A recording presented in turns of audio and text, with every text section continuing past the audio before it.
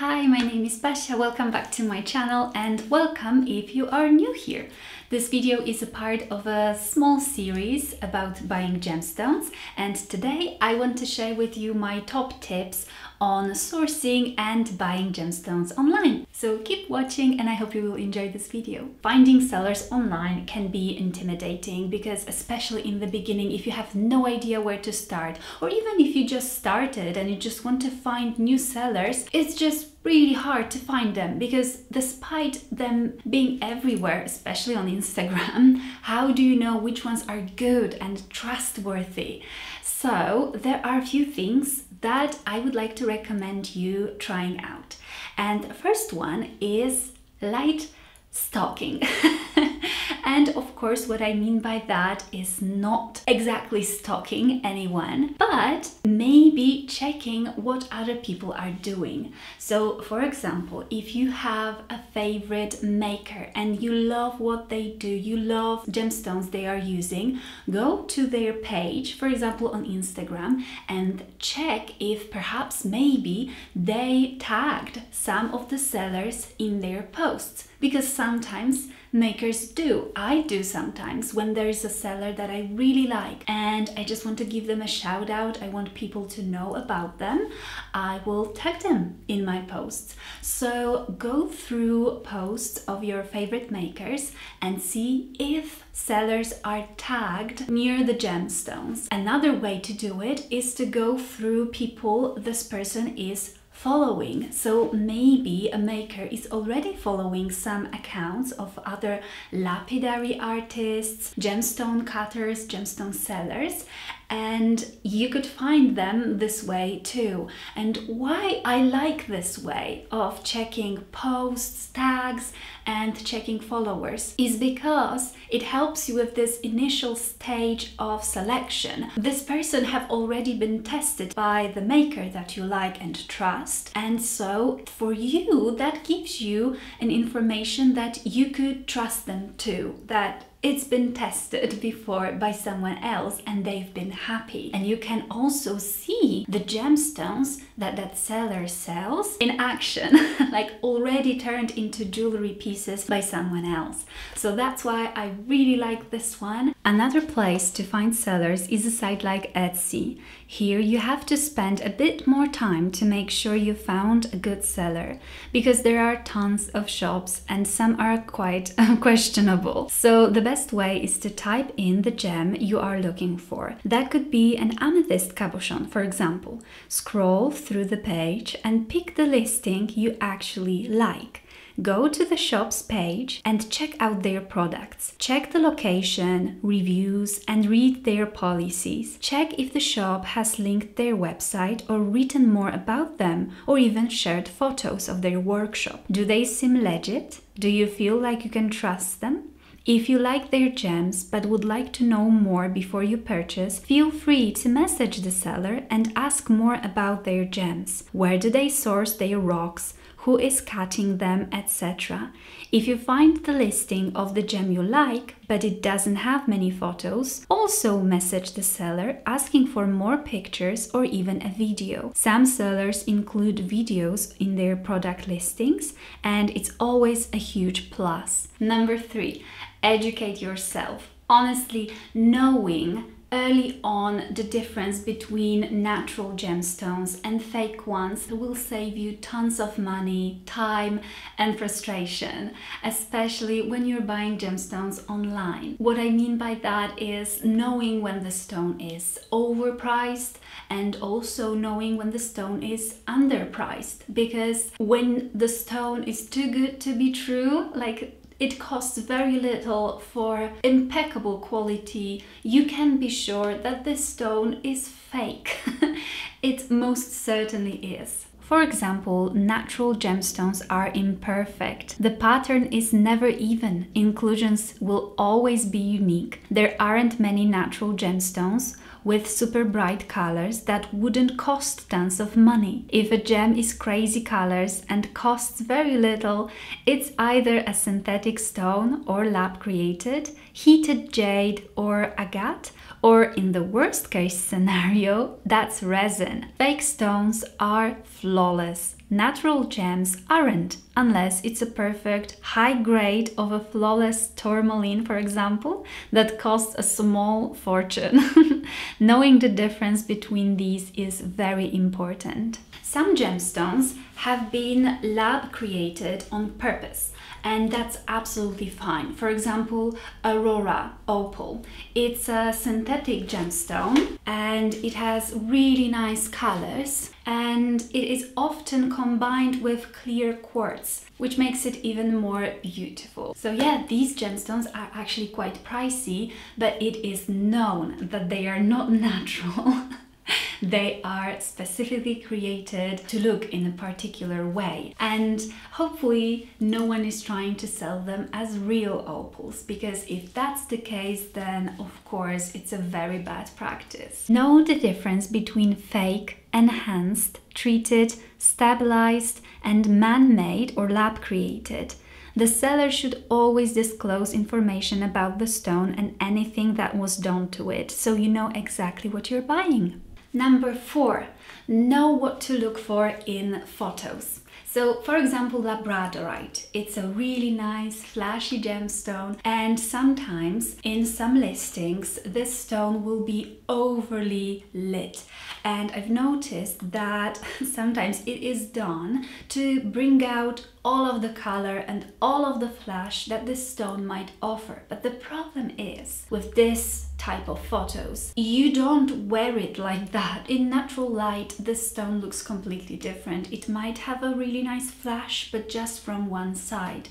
And sometimes for some project, it is important for you to know from which side this flash will appear, how this gemstone actually looks like. What I would recommend is, if you really want to buy labradorite, if you want to buy it from a certain supplier, ask them for more photos, or ideally a video. But even just regular photos taken in a daylight will be perfect for you to determine if you actually want this gemstone or not. Nothing drives me more crazy than gems that turn out to not be flat on the back. I mean, in case of cabochons. You order a cabochon, which is supposed to have one side rounded and one side flat, to put it simple. Yet the stone you receive is rocking like crazy and essentially has both sides rounded.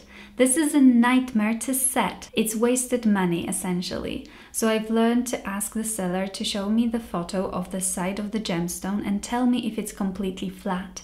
So if it's not, I won't buy it. It may seem like a hassle, but trust me, it will save you money, time, and frustration. Point 5.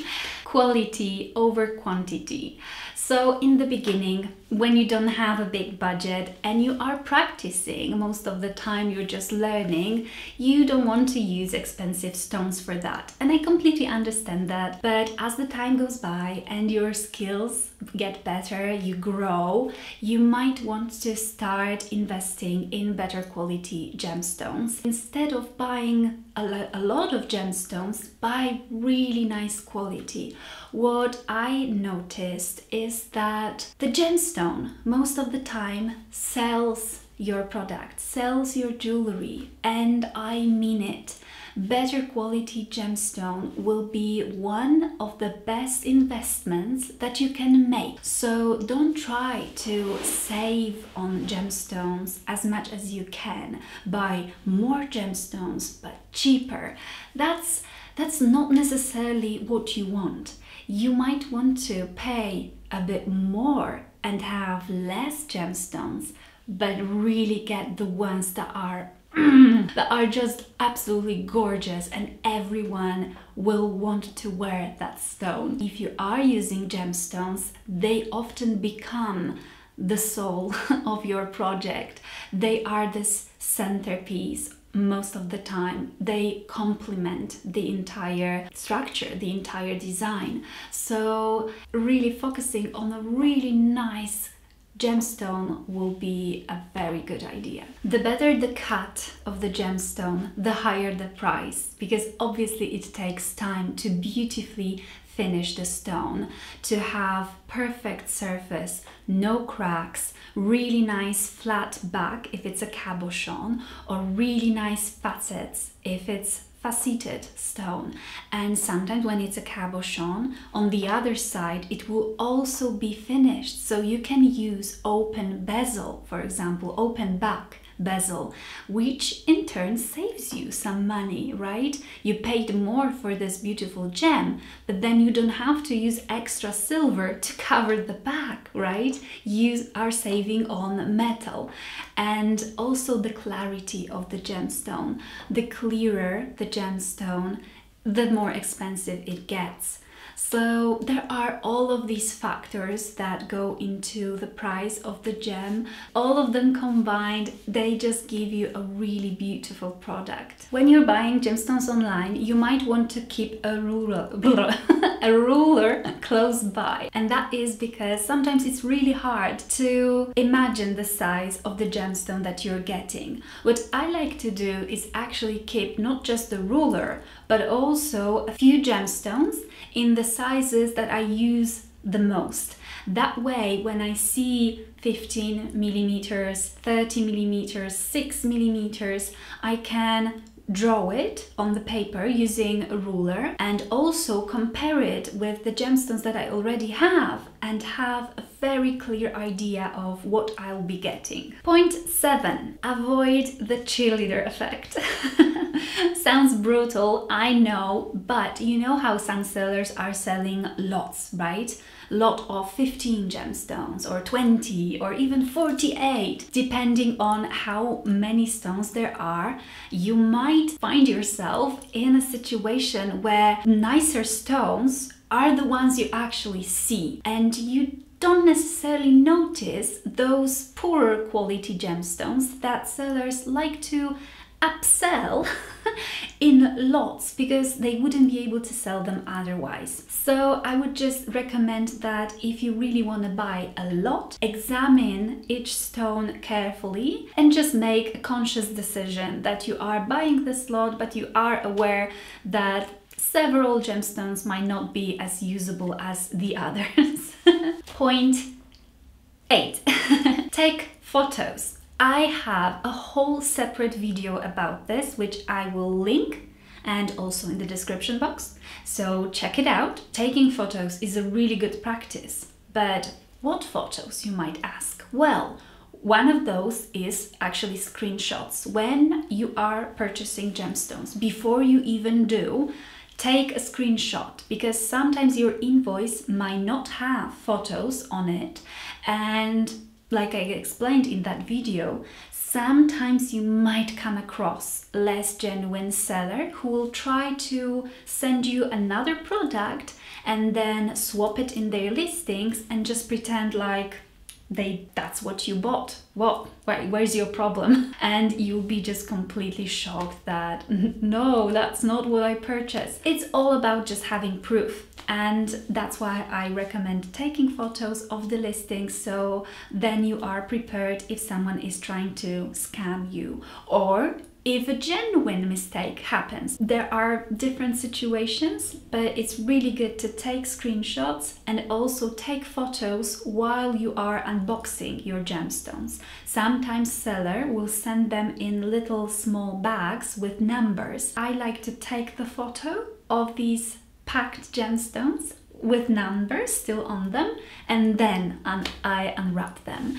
And yeah, I go into details into this video, which actually is pretty fun to watch, so check it out if you are interested. So these are the tips for today. I also have others videos packed with tips, which I will link below because there's tons of things there that you might want to learn about. And I will get into details of buying gemstones specifically on Instagram in my next video. So stay tuned. I hope you've enjoyed today's video. Thank you so much for being here, and I will see you in the next one. Bye!